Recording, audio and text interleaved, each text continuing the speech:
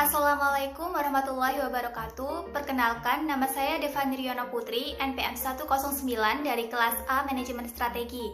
Untuk memenuhi ujian akhir semester mata kuliah Manajemen Strategi pada video kali ini, saya akan menjelaskan mengenai analisis PT Rotan Indah Makmur dengan menggunakan strategi competitive porters dalam mengatasi melambungnya tarif ekspor yang diakibatkan dari pandemi COVID-19.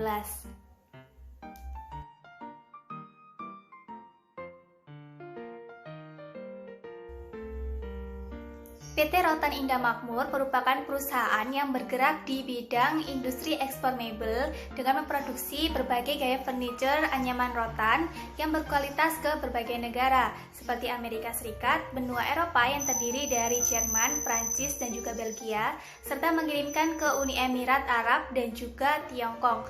Produk-produk yang dihasilkan oleh usaha kecil ini 100% dipasarkan di luar negeri.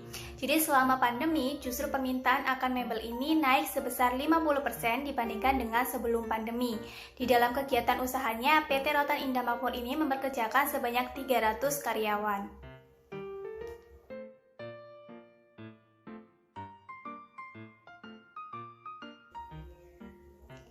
Selanjutnya, di dalam contoh kasus terdapat beberapa permasalahan yang muncul. Yang pertama, kebijakan industri ekspor mebel dan kerajinan pada tahun 2021 di Indonesia ini terletak pada kuartal 4. Mengingat bahwa pandemi COVID-19 yang sampai saat ini masih belum berakhir, ini memberikan dampak pada kinerja industri mebel dan kerajinan nasional. Yang kedua, melambungnya biaya ocean freight rate. Jadi biaya ocean freight rate ini merupakan biaya tarif dasar ongkos kirim melalui jalur laut, biasanya menggunakan transportasi kapal. Yang terakhir, terbatasnya cargo space kapal yang nantinya bisa mempengaruhi biaya pengeluaran dari suatu perusahaan. Kemudian dari beberapa permasalahan tersebut memberikan dampak bagi PT Rotan Indah Makmur.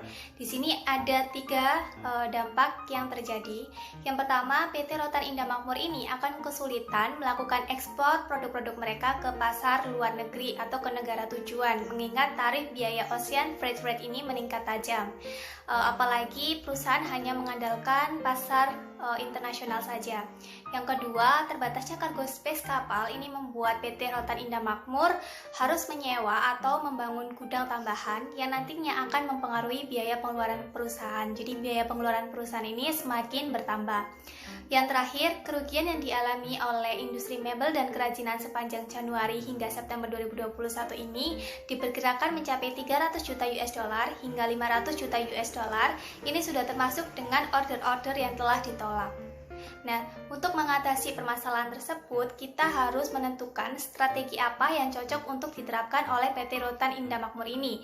Sebelum menentukan strategi, kita harus melakukan analisis internal dan analisis eksternal dengan menggunakan 5 force analysis porter terlebih dahulu.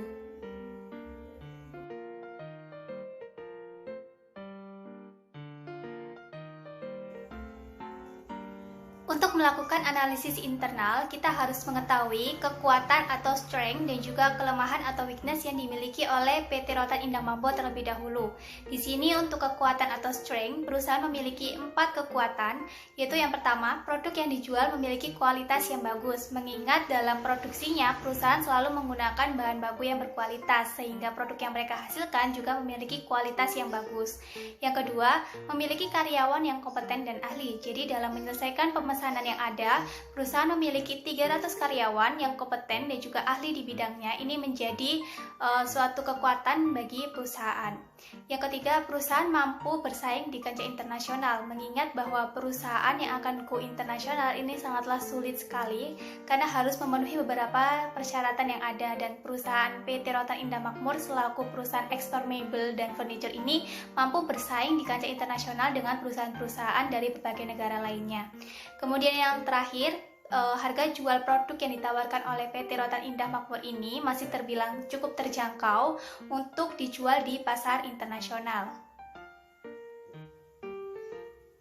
Untuk kelemahannya sendiri, perusahaan memiliki 4 kelemahan. Yang pertama, modal perusahaan masih terbatas. Karena PT Rotan Indah Makmur ini masih perusahaan dengan usaha kecil, sehingga modal yang mereka miliki juga masih sangat terbatas jika dibandingkan dengan perusahaan-perusahaan yang sudah besar lainnya. Yang kedua, harga bahan baku yang selalu tidak stabil, yang kadang bisa naik dan kadang bisa turun. Ini juga menjadi salah satu kelemahan yang dimiliki oleh perusahaan. Yang ketiga, kurangnya tenaga kerja. Jadi apabila PT Rotan Indah Makmur ini mendapatkan jumlah pesanan yang banyak, maka perusahaan perlu membutuhkan banyak karyawan. Yang terakhir, kurang agresif dalam promosi produk, mengingat bahwa perusahaan PT Rotan Indah Makmur ini hanya fokus pada pasar internasional, jadi hanya memasarkan ke negara-negara lain tanpa melakukan promosi yang agresif di pasar dalam negeri, lebih tepatnya di Indonesia sendiri.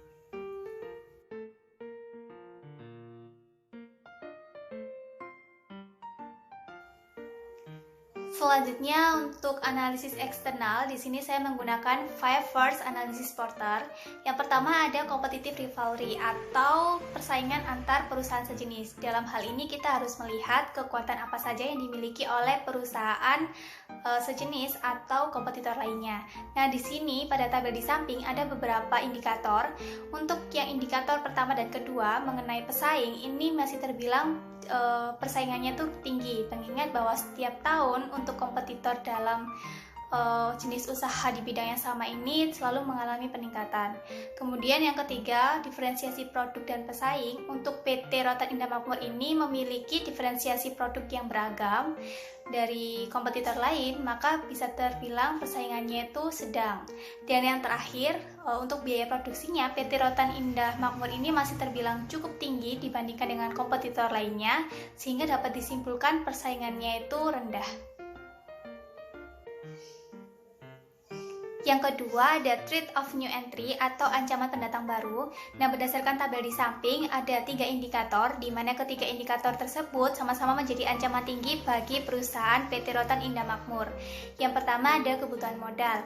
Seperti yang kita ketahui bahwa PT Rotan Indah Makmur ini masih usaha kecil dan modal yang mereka miliki juga masih sangat terbatas, sedangkan kebutuhan modal bagi perusahaan yang ingin membangun usaha ekspor mebel furniture luar negeri ini membutuhkan biaya modal yang besar. Nah, hal tersebut menjadi ancaman tinggi bagi perusahaan. Yang kedua, akses ke saluran distribusi. Jadi untuk akses ke saluran distribusi pengiriman produk mebel dan furniture ini menggunakan armada transportasi laut ke negara-negara tujuan ekspor. Ini menjadi ancaman tinggi mengingat kondisi saat ini terjadi kenaikan biaya ocean freight rate yang meningkat. Kemudian yang ketiga, kebutuhan biaya ke saluran distribusi. Jadi biaya pengiriman yang digunakan PT Rotan Indah Makmur ini masih sangat tinggi, mengingat harus mengekspor ke beberapa negara dengan transportasi laut, sehingga ini juga menjadi ancaman tinggi bagi perusahaan dan harus perlu dipertimbangkan.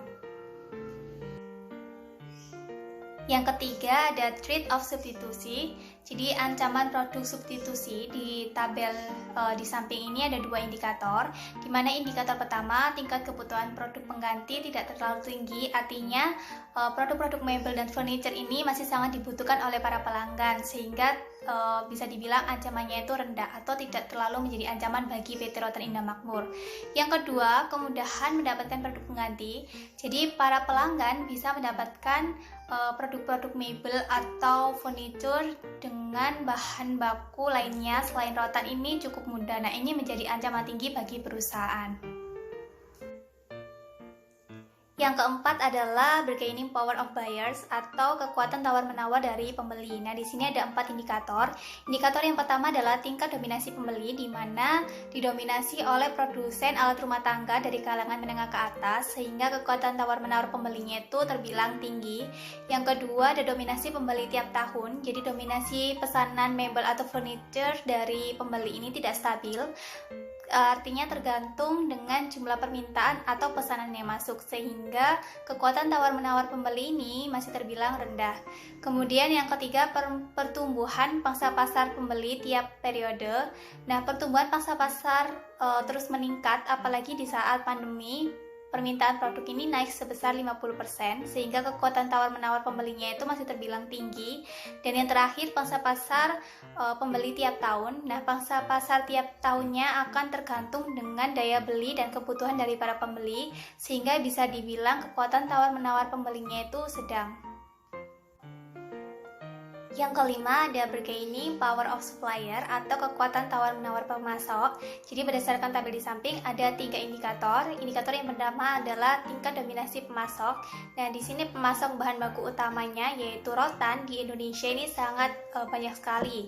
Nah, di sini PT Rotan Indah Makmur dapat memperoleh bahan baku dari berbagai wilayah yang ada di Indonesia, sehingga kekuatan penawaran pemasoknya itu masih terbilang rendah.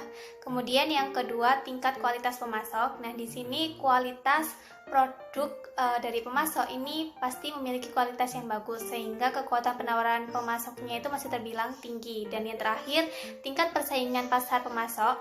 Nah, pemasok akan bersaing dengan menaikkan harga untuk produk yang terbatas, sehingga kekuatan penawaran pemasok ini masih terbilang sedang.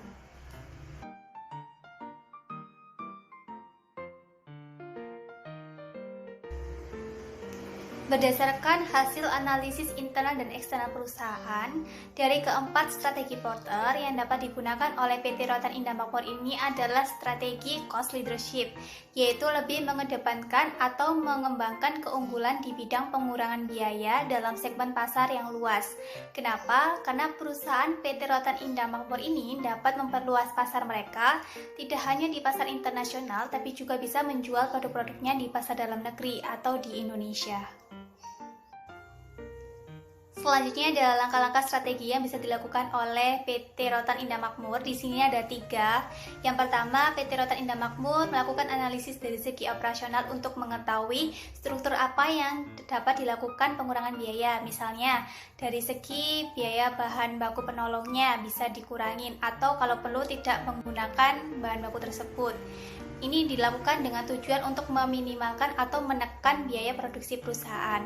Yang kedua, PT Rotan Indah Makmur ini perlu memaksimalkan promosi di pasar dalam negeri, misalnya dengan mengadakan pameran furniture atau mebel untuk memperkenalkan produk mereka ke masyarakat Indonesia, sehingga mereka dapat menjual produk mereka di Indonesia selain menjual ke pasar internasional. Yang terakhir, PT Rotan Indah Makmur ini dapat mengubah negara tujuan ekspor ke negara-negara tetangga yang lebih dekat dengan Indonesia, misalnya ke Singapura, ke Malaysia, Filipina, dan lain-lain. Mengingat untuk negara tujuan Amerika, benua Eropa, dan Uni Emirat Arab ini, biaya tarif ocean freight rate-nya ini mengalami peningkatan, sehingga perusahaan perlu mencari negara-negara lain untuk dilakukan ekspor barang produk mereka. Sekian presentasi dari saya. Mohon maaf apabila ada salah-salah kata. Saya akhiri. Wassalamualaikum warahmatullahi wabarakatuh.